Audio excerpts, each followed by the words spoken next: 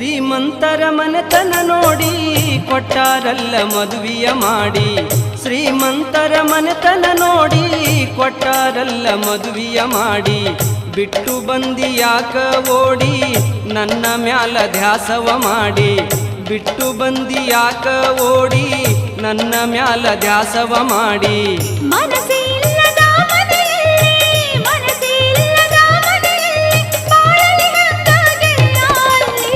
ಯಾಕ ಗೆಳತಿ ನೀ ಹೊಳ್ಳಿ ಬಂದೆಲ್ಲ, ನಿನ್ನ ಮದುವೆಯಾಗಿ 1 ವರ್ಷ ಪೂರ ಆಗಿಲ್ಲ.